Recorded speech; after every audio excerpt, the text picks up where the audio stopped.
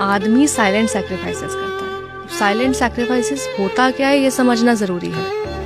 अगर मैं लड़की हूँ ना, मैं गिनवाऊंगी, मैंने आज तुम्हारे लिए देखो इतना मेहनत किया, सुबह 5 बजे उठी, तुम्हारे लिए खाना बनाया, सबके लिए इतना मेहनत किया, झाड़ू किया, पोछा किया, मैं बाहर शॉपिंग करने के लिए चली गई, या फिर जो भी छोटी मोटी चीज़ें हैं मैं गिनवाऊंगी। आदमी कभी बोलेगा कि अपनी जॉब जाने के लिए मैं सुबह 5 बजे उठा, मैंने ट्रेन में धक्के खाए, मैं मेट्रो की लाइन में या बस की लाइन में खड़ा रहा, या फिर मेरे को सीट भी नहीं मिली, मैं ऑफिस गया तो मेरे को बॉस ने इतना टॉर्चर किया, इतना काम का प्रेशर था कि मैंने खाना भी नहीं खाया, मैं शाम को वापस आया तो बच्चों के लिए कपड़े लेके आने थे, जेब में पैसा नहीं था, बच्चों के लिए सामान लेके आना था, किताब लेके आनी थी, जेब में पैसा नहीं था, मैंने दोस्त से उधार मांगे, मैं घर पे आया तो तुमने लड़ना शुरू कर दिया, मेरा रात को खाने का मन नहीं करा और मेरी पूरी बॉडी दुख रही है और मैं सो गया। क्या कभी आदमी के मुंह से आपने ये कहानी सुनी है?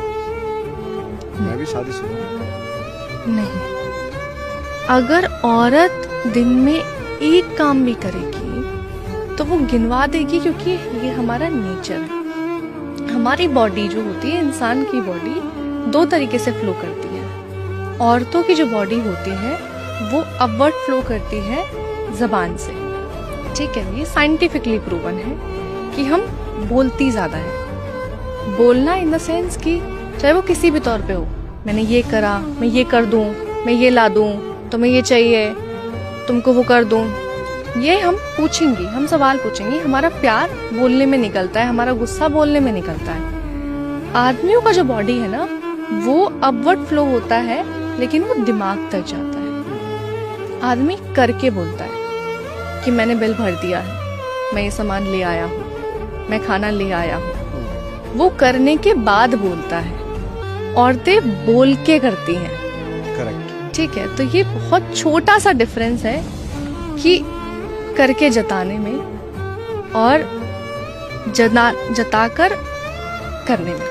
तो ये बात आज आपने फैक्ट कर दिया कि भैया आदमी हो तो चुप रहो, सुनो। तुम आदमी मर्द बना है सुनने के लिए और औरतें बनी है मुझे लगता है सुनाने के लिए। सुनाने, वो उनका नेचर है। फिर मैं ये कहती हूँ कि चलो ठीक है, अगर मैंने ये बात कह दी कि आदमी जो है वो जताता नहीं है, तो फिर इस बात में किसी को मिर्च नहीं लगनी चाहिए। हाँ, क्यों लगे? क्योंकि अगर हम ये कह रहे हैं कि औरतों के ऊपर अत्याचार होता है, औरतों के ऊपर क्राइम होता है, औरतों के साथ किसी भी तरीके का वायलेंस होता है नो डाउट, लेकिन ये मत कहो कि सिर्फ औरतों पे होता है, दोनों तरफ होता है। परेशान वो भी होते हैं, काम वो भी करते हैं, मेहनत वो भी करते हैं।